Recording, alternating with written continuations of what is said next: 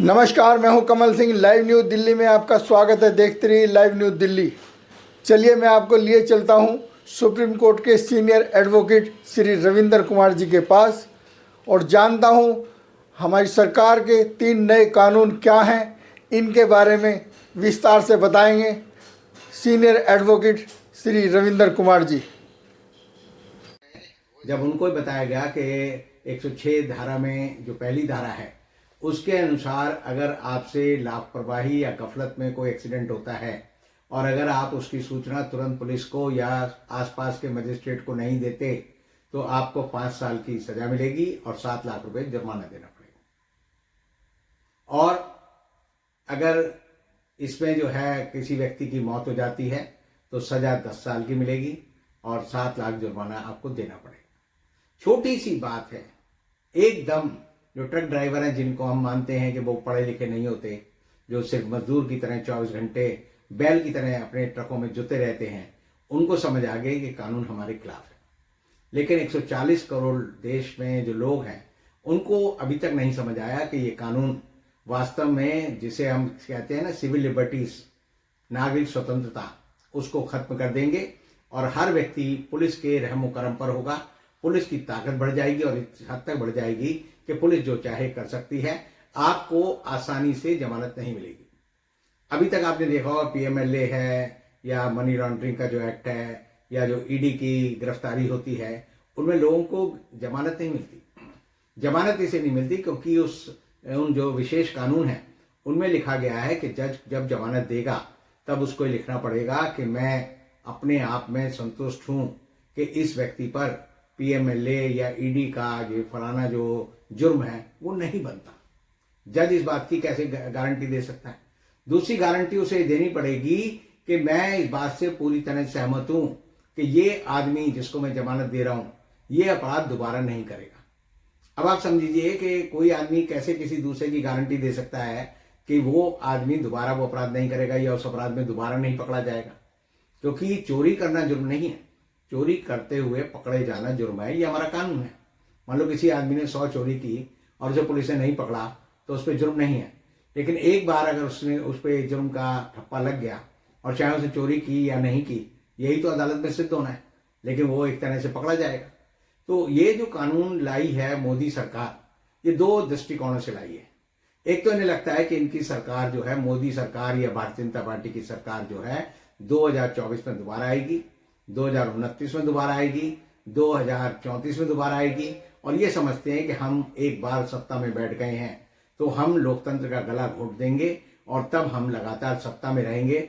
उसी तरह जिस तरह पुतिन ने रूस के संविधान में ये फेरबदल कर दिया है कि 2037 तक पुतिन रूस के राष्ट्रपति रहेंगे। यही जो फैसला है चीन की सरकार में शी जिनपिंग ने किया है कि शी जिनपिंग आजन्म मरने तक चीन के राष्ट्रपति रहेंगे। तो मोदी जी समझते हैं कि मैं भी ये संशोधन कर दूंगा आने के बाद सत्ता में 2024 में कि मोदी जी मरने तक देश के प्रधानमंत्री रहेंगे और उसके बाद जो है भारतीय जनता पार्टी में मोदी जी जिसको नियुक्त करेंगे, जैसे आरएसएस में होता है ना, आरएसएस का जब सरसंघ चालक होता है, जब वो पद छोड़ता है या उसकी मृत्यु होती है तो एक पर्ची में नाम लिख जाता है कि मेरे बाद में फलाना आदमी जो है आरएसएस का सरसंघ चालक होगा। और इस तरह की व्यवस्था आरएसएस, भारतीय जनता पार्टी देश के संविधान में ये जो खिलवाड़ कर रही है उससे कर रही है। लोगों का डर बिल्कुल जायज है। आप समझिए इन्होंने किया क्या है। इन्होंने ये किया है कि धारा 320 वो 420, जिसे एक तरह से वो मुहावरा बना हुआ है, किसी आदमी को कह दो 420 है तो 420 का मतलब है ये आदमी जो है छल कपट करता है, ये कपटी है और लोगों को धोखा देता है। धोखेबाज को कहते हैं 420। तो उसकी धाराएं बदल दी क्योंकि शायद मोदी जी को बचपन में किसी ने कहा होगा या शाह जी को कहा होगा कि तुम 420 हो, तो उन्होंने कहा 420 धारा ही हटा दो तो झंझट ही खत्म। तो अब उस धारा को उन्होंने कर दिया है 316। अब आप किसी आदमी को कहोगे तू 316 है तो अभी तो किसी को समझ ही नहीं आएगा। मैं मान लो कह दूं मोदी जी 316 है, शाह जी 316 है या जो है नड्डा जी 316 है तो उनको नहीं समझ आएगा, जबकि मैं उन्हें कह रहा हूं तुम बेईमान हो। तो जो इस तरह के इन्होंने कई संशोधन किए हैं, जैसे धारा 302 ताजीरात हिंद, जिसको हम बोलते हैं कि जिसमें जो है मृत्यु किसी आदमी की होती है तो मृत्यु दंड मिलता है। 301 में हत्या की व्यवस्था है और 302 में उसकी सजा का प्रावधान है। तो 302 धारा को बदलकर इन्होंने कर दिया 101। 101 अभी हमारे यहाँ किस लिए है, लोग जो एम्बुलेंस को बुलाते हैं तो 101 डायल करते थे। 100 नंबर जो है पुलिस का, 101 नंबर जो है एम्बुलेंस का। तो अब मर्डर करने वाले को कोई आदमी कहेगा जी मैंने 101 की धारा मुझ पे लगी है, तो बड़े देर आपको समझ ही नहीं आएगा कौन सी धारा है। ऐसे रेप की धारा है 376। 376 का जो अब सेक्शन है वो 63 हो गया है कि जी इसने कौन सा जुर्म किया, 63 का। तो 63 का लोग जो है कई जो बड़े हिंदुस्तान में जो यूट्यूब ज्यादा देखते हैं और XXX की फिल्में देखते हैं वो कहेंगे 63 का 69 से कोई संबंध है। तो 69 एक विशेष शब्द है जो लोग जानते हैं। तो आप समझिए कि इन्होंने एक तो धाराएं बदल दी हैं। पहले के जो IPC था उसमें जो सारी धाराएं थी वो थी 511, अब उन्हें घटाकर कर दिया 358। 358 धाराएं जो उसमें रह गई हैं। और जो मूल चेंज किया गया है वो ये किया गया है कि 20 नए अपराध उसमें जोड़ दिए हैं। 20 नए अपराध जो पहले नहीं थे वो IPC में आ गए हैं। 33 में सजा बढ़ा दी है। जहां 2 साल की सजा थी, जैसे मैंने आपको बताया ट्रक ड्राइवर को पहले 2 साल की सजा मिलती थी, तो अब जो है 33 में सजा बढ़ा के 5 साल कर दी है। 5 साल और 2 साल का फर्क क्या है आप ये समझें। 3 साल तक जो मुकदमे होते हैं उनमें व्यक्ति को जमानत जल्दी मिल जाती है। जैसे ही सजा 3 साल या 3 साल से ज्यादा होगी उसमें अदालत से आपको एक तो जमानत नहीं मिलेगी, और जो मजिस्ट्रेट ट्रायल है वो 3 साल से कम का रहता है। 3 साल और 3 साल से ऊपर का ट्रायल जो है वो सेशन में जाएगा। यानी कि जब आदमी कोर्ट में जमानत लगाएगा तो मजिस्ट्रेट जमानत नहीं दे सकता, नहीं दे सकता तो अपील में उसको मिलेगी जमानत जो है सेशन से, तो तब तक उसे जेल में रहना पड़ेगा। सजा बढ़ाने के प्रावधान का ये मतलब है। तीसरा इन्होंने किया है कि 83 जो जुर्म है उनमें जो अभी जुर्माने की सजा है, किसी में 100 रुपए है, किसी में 500 रुपए है, किसी में 1000 रुपए है, उसे बढ़ाकर लाखों और करोड़ों में कर दिया गया। 50 लाख का जुर्माना देना पड़ेगा। जो आप की जो चिंता है कि यूट्यूबर हैं या जो लोग अपना सोशल नेटवर्किंग करते हैं उन पर सजा का प्रावधान आपको पता चलेगा तो बड़ा आपको ये रूह कांप जाएगी। रूह ये कांप जाएगी कि अगर आप किसी की वीडियो बनाते हैं जिसे स्टिंग बोलते हैं और उसकी मर्जी के बिना बनाते हैं, अब आप समझिए किसी की स्टिंग कह के तो नहीं बनाओगे, ये तो नहीं कहोगे मैं तेरी जासूसी कर रहा हूं। अगर आप स्टिंग बनाते हैं तो आपको 5 साल की सजा मिलेगी। और जुर्माना कितना है सोच नहीं सकते, 5 करोड़ रुपए। 5 करोड़ जुर्माना जो है यूट्यूबर को देना पड़ेगा और जो है 5 साल की सजा मिलेगी। अच्छा अभी क्या है, अभी जो कुछ भी नहीं है, अभी जो कानून है, अभी कानून में सरकार और आम नागरिक बराबर है। अगर सरकार आपकी गलत तरीके से रिकॉर्डिंग करती है तो सरकार को भी सजा मिल सकती है, और आम आदमी करता है अगर उस पर कोई जुर्म साबित होता है तो वो भी उस पर भी जो है समानता है। लेकिन अब क्या कर दिया है, सरकार आपकी रिकॉर्डिंग करती है, सरकार आपके टेलीफोन टेप करती है, सरकार आपकी वीडियोग्राफी करती है, तो सरकार को वो हक दे दिया है कि ये हक है सरकार का। और अगर आम आदमी वो आदमी करेगा तो उस पे सजा है 5 साल की और 5 करोड़ जुर्माना। तो कह रहा हूं आप गुलाम होके रह जाओगे। पुलिस वाला आएगा, भाई तेरा जो मोबाइल है, अब आप देखिए सतपाल मलिक के यहाँ उन्होंने CBI ने छापा मारा तो सतपाल मलिक ने क्या कहा कि मेरे पास कोई मोबाइल नहीं है, ऐसा मोबाइल नहीं है उस पर सतपाल मलिक पे। वो सिर्फ वो मोबाइल इस्तेमाल करते हैं जो बेसिक मोबाइल है, वो उनके पास ऐसा एंड्रॉइड मोबाइल नहीं है। सतपाल मलिक के पास उन्हें जो है उसकी वो लैपटॉप नहीं मिला, कंप्यूटर नहीं मिला, आईपैड नहीं मिला। तो क्या होता अगर ये सारी चीजें मिल जाती तो CBI जिसने रेड मारी उसमें भीमा कोरेगांव की तरह फॉल्स झूठी सारी इंफॉर्मेशन डाल देती और कहती सतपाल मलिक के फोन में मिला है। IT एक्ट में सतपाल मलिक पे 5 साल की सजा और 5 करोड़ का जुर्माना का काम बनता है, इसलिए जो है इन्हें जेल भेज दिया जाए। सतपाल मलिक बड़े समझदार थे, उन्होंने कहा कि मेरे फोन में कुछ आ ही नहीं सकता, और इसीलिए सरकार ने जो साजिश की थी कि सतपाल मलिक के घर जाएंगे, हम उनको पकड़ेंगे और कहेंगे भाई तेरे फोन को हम जब्त कर रहे हैं, तेरे फोन की हम जो है फॉरेंसिक जांच करेंगे और तेरे फोन में फलानी फलानी चीजें हैं, इसे तुम जेल में रहोगे। ये तो उनकी किस्मत अच्छी थी कि जिस समय CBI ने छापा मारा उस समय सतपाल मलिक जो है अस्पताल में भर्ती थे, उनके घर में कुछ नहीं मिला, और उनके घर में कुछ ना मिलने की वजह से ये जो षड्यंत्र है CBI का या मोदी सरकार का वो पर्दाफाश हो गया। अब तीसरी बात और समझ लीजिए कि 23 जुर्म में जो न्यूनतम जुर्माना था उसको अब सजा में बदल दिया गया। न्यूनतम जुर्माना क्या है, कई चीजों में जैसे आप देखते हो कि आपने रेड लाइट जंप की तो 1000 रुपए का जुर्माना है, या आप सड़क पर शराब पी रहे हैं तो 1000 रुपए का जुर्माना है, 5000 रुपए का जुर्माना है। अब उसमें आपको सजा मिलेगी, मतलब आप तिहाड़ जेल जाओगे, जेल में आपको रहना पड़ेगा, आपकी गिरफ्तारी होगी। और गिरफ्तारी के लिए क्या प्रावधान किया है? सबसे बड़ा प्रावधान ये किया है कि जो पुलिस रिमांड मांगती है, अभी 30 दिन का रिमांड है, 30 दिन तक का रिमांड मिल सकता है, तो वो 2 दिन 4 दिन आप पढ़ते होगे, अब 90 दिन का रिमांड हो जाएगा। 90 दिन का रिमांड का मतलब यह है कि जब पुलिस कहेगी हमें इसका रिमांड चाहिए, तो जितने दिन रिमांड मिलेगा उतने दिन आप बेल नहीं लगा सकते, बेल नहीं लगा सकते। इसका मतलब हर आदमी को 90 दिन के लिए जेल में रहना पड़ेगा।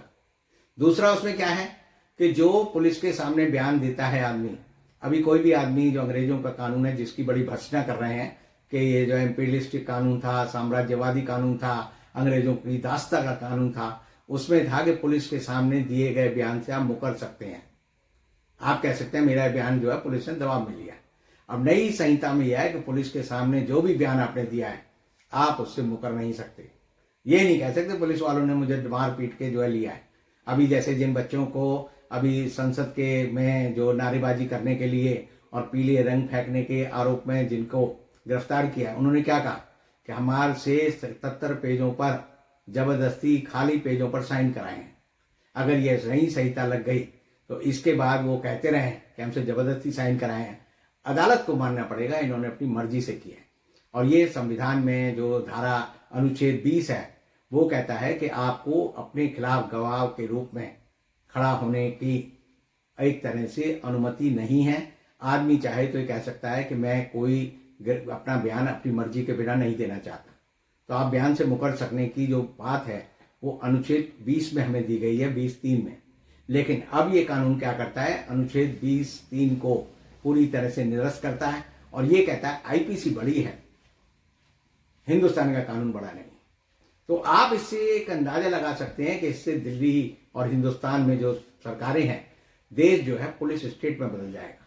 पुलिस स्टेट का मतलब है पुलिस सही है, आप जो है नागरिक नहीं रहेंगे, आप गुलाम हो जाएंगे पुलिस के। पुलिस के गुलाम होने का मतलब है आज के समय में आपको पता है, पुलिस के थाने में जाओ, सबसे पहले क्या मांगा जाता है? हाई कोर्ट भी है, सुप्रीम कोर्ट भी है, उन लोगों को नहीं पता ये कानून में क्या नया है। ऐसा है, जो लोग सत्ता में बैठे होते हैं ना, वो ये मान के चलते हैं कि हम जन्म जन्म जन्म जन्म भर जो है सत्ता में बैठे रहेंगे। हिंदुस्तान से 28 लाख लोग मोदी सरकार के आने के बाद क्यों भाग गए? मैंने पहले भी कहा है, लोग पेड सिटीजनशिप ले रहे हैं 5 करोड़ 10 करोड़ देकर, इसलिए ले रहे हैं क्योंकि उन्हें पता है कि हम तो जैसे तैसे काट लेंगे। हमारे बच्चे जिन्होंने दुनियादारी नहीं सीखी, जिनको ये नहीं पता कि न्याय क्या होता है, कानून क्या होता है, वो कभी भी किसी भी आदमी, कोई भी इंस्पेक्टर जाके कहेगा मैं जीएसटी से आया हूं चल जेल, मैं ईडी से आया हूं चल जेल, मैं दिल्ली पुलिस से आया हूं चल जेल, जेल में रहना पड़ेगा। और उससे बचने के लिए लोग जो है विदेशों में जा रहे हैं। ऐसे नहीं जा रहे कि देश से उन्हें प्यार नहीं है, लेकिन उन्हें पता है कि जीवन कितना कष्टप्रद होने जा रहा है। और जिन लोगों पे ईडी के मुकदमे हैं, मैं एक आदमी को जानता हूं जो स्विट्जरलैंड से हिंदुस्तान आया, यात्रा पे आया, उसको ईडी ने पकड़ लिया, उसका पासपोर्ट जब्त कर लिया। 17 साल तक उसका पासपोर्ट ईडी के पास जब्त रहा। नतीजा ये निकला कि वहां पर स्विट्जरलैंड में उसका दिवाला निकल गया, उसकी फैमिली लाइफ खत्म हो गई। और अब 17 साल बाद उसको अदालत ने कहा है कि तुम्हारे ऊपर कोई जुर्म नहीं बनता। ये पढ़े लिखे लोगों की बात है जो विदेशों में रहे हैं, जो आदमी देश के लिए अकूत पैसा इकट्ठा कर सकते थे, एक संसाधन दे सकते थे, उनके साथ ऐसा बर्ताव हम करते हैं। तो आप समझिए अनपढ़ आदिवासियों के साथ, अनपढ़ जो है SC ST के लोग हैं, अनपढ़ जो पिछड़े हुए लोग हैं, अनपढ़ जो दलित हैं, अनपढ़ जो अनुसूचित जाति जनजाति और अल्पसंख्यक लोग हैं, उनके साथ क्या बर्ताव होगा? अगर ये नई आईपीसी, जिसे न्याय संहिता का नाम दिया गया है, ये सिर्फ शब्दों को बदला गया है, न्याय संहिता नहीं है, ये अन्याय संहिता है। अगर ये अन्याय संहिता लागू होती तो आप समझिए मणिपुर में जो हो रहा है वो सब कानूनी होता, जायज होता, और सुप्रीम कोर्ट भी उसमें कुछ नहीं कर पाती। तो ऐसे में आप समझ लीजिए कि इस देश में कानून के नाम पर अब तानाशाही लाने की व्यवस्था सरकार ने कर ली है। और सबसे मजे की बात क्या है, अभी चुनाव होने हैं, लेकिन मोदी जी कैसे बर्ताव कर रहे हैं कि 1 जुलाई से हम इसे लागू करेंगे, जैसे उन्होंने मान लिया हो कि मैं चुनाव जीत कर आऊंगा। कल उन्होंने मंत्रिमंडल की बैठक की, मंत्रियों का 100 दिन में आप जो है आने वाले 5 साल का खाका बनाएंगे, रोड मैप बनाएंगे। मतलब मोदी जी मान चुके हैं कि मैं सरकार में आ रहा हूं। मोदी जी का ये हाल है कि एक फिल्म आई थी राम तेरी गंगा मैली, तो आज जो है वो समझते हैं कि भारतीय जनता पार्टी गंगा हो गई है, जिसमें जो भी भ्रष्ट आदमी आएगा, चाहे अशोक चव्हाण आए, कमलनाथ आए या और दूसरा आए, वो खुल धुल कर जो है पवित्र हो जाएगा। और इस तरह मोदी जी ने एक तरह से जो गंगा है उसको तो मैला कर दिया है। और इस तरह से आप देखिए कि एक बड़ी विचित्र संयोग है कि राम तेरी गंगा मैले का जो हीरो था उसका नाम भी नरेंद्र था।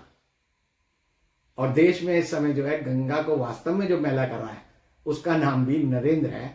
और उनकी फोटो आजकल रोज बड़ी माँ गंगा जी बुलाते हैं, तभी तो गए थे बनारस। नहीं गए थे तो गंगा को तो मैला कर दिया ना। गंगा तो पवित्रता का प्रतीक है। आप अपवित्र लोगों को इकट्ठा कर रहे हैं, जबरदस्ती अपनी वॉशिंग मशीन में डुबो कर ये कर रहे हैं। एक तरह से तो इन्होंने कांग्रेस को जो है भ्रष्टाचार मुक्त कर दिया है। कांग्रेस के सारे भ्रष्ट, दलित, पीड़ित और ऐसे लोग जो कि बदनाम थे वो तो भारतीय जनता पार्टी में शामिल हो गए और उनको इन्होंने पद दे दिया। किसी को कहा तो मुख्यमंत्री बन जा, किसी को कहा उप मुख्यमंत्री बन जा, किसी को कहा तू सांसद बन जा, किसी को कहा राज्यसभा में चला जा। अब मोदी जी को नहाने का बड़ा शौक है आजकल। आज भी उनकी फोटो आ रही है कि द्वारका में गए और वहां पर उन्होंने जो पाताल में जो समाई हुई द्वारका है, डूबी हुई द्वारका, उसमें स्कूबा डाइविंग की है। उन्होंने एक हेलमेट सा पहन लिया और स्कूबा डाइविंग की और वो मोरपंख का एक लेके झाड़ी सी वहां गए और उन्होंने कहा मैं भगवान की पूजा कर रहा हूँ, श्री कृष्ण की पूजा कर रहा हूँ। इससे पहले उन्होंने अंडमान निकोबार जाकर भी स्कूबा डाइविंग की थी। इससे पहले आपने देखा होगा वो जो है जब काशी विश्वनाथ गए थे कॉरिडोर का उद्घाटन करने, तब भी उन्होंने गंगा में डुबकी लगाई। तो मोदी जी आजकल जो है डुबकी लगाकर अपने पापों को धोना चाहते हैं। इसका मतलब उनकी आत्मा मानती है कि ये बड़ा पापी आदमी है और इसके अंदर जो है पाप इतना जर्म इतने फैल गए हैं कि बार बार उन्हें अपना स्नान करना पड़ रहा है। और इसीलिए आप समझेंगे कि वो जो कर रहे हैं सबको पता है, उनकी आत्मा को ही पता है कि मैं जो कर रहा हूं वो देश के खिलाफ है। वो सिर्फ जो है इतना कॉन्फिडेंस क्यों है? कुछ लोग प्रोटेस्ट दिल्ली में कर रहे हैं, उनमें जाने में माने तो 3 वकील भी हैं, राजा जी, भानु प्रताप जी। वो कह रहे हैं ईवीएम के सारे दावे किए जा रहे हैं और वो ईवीएम के खिलाफ रोजाना सड़कों पर उतरते हैं। दिल्ली पुलिस रिटेन कर लेती है। तो क्या ईवीएम के सारे दावा कर रहे हैं या सच में उनके साथ जनाधार है? देखिए, ईवीएम जो है वो एक बदनाम चीज हो गई है और कहा जाता है कि बद अच्छा बदनाम बुरा। अगर किसी चीज की बदनामी हो जाए तो उसे छोड़ देना अच्छा है, यही तो होता है। अब जो है जन भावना, जो जन उक्ति है या किंवदंती जिसे हम बोलते हैं कि अगर किसी चीज के बारे में आ जाए ये भ्रष्ट है, ये खराब है, तो उसे सरकार को छोड़ देना चाहिए। जनता की भावना का, जनता की अनुभूति का केंद्र को और राज्य को और कोर्ट को सम्मान करना चाहिए। आप देखिए राम मंदिर का फैसला था। राम मंदिर के फैसले में क्या दिया सुप्रीम कोर्ट के 5 न्यायाधीशों ने? कहा कि राम की मूर्ति वहां पर जबरदस्ती रखी गई। मूर्ति रखना जो है गलत था क्योंकि ये जो बाबरी मस्जिद है वो मंदिर तोड़कर नहीं बनाई गई और बाबरी मस्जिद को ढाना आपराधिक कृत्य था। फिर उसके बाद उन्होंने क्या कहा, पांचों ने, जन भावनाओं को ध्यान में रखते हुए हम ये कहते हैं यहां मंदिर बनना चाहिए। तो उनको राम मंदिर के लिए तो जन भावनाएं नजर आ गई, लेकिन सुप्रीम कोर्ट को ईवीएम के खिलाफ जन भावना नजर नहीं आ रही। तो ये है कड़वा कड़वा थू, मीठा मीठा गप।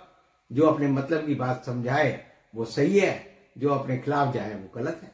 तो आप समझिए ये जो तीनों कानून हैं इसके बारे में सरकार को फिर कहना पड़ा कि 1 जुलाई को लागू होगा, लेकिन ट्रक ड्राइवरों वाला अनुच्छेद जो है 106(1) और 102(6)(2) वो लागू नहीं होगा। अब मजे की बात यह है कि अभी भी सरकार ने साफ नहीं किया कि 106(1) हमने लागू कर दिया है। 106(1) लागू होने का मतलब है कि अगर आपसे एक्सीडेंट होगा तो 5 साल की सजा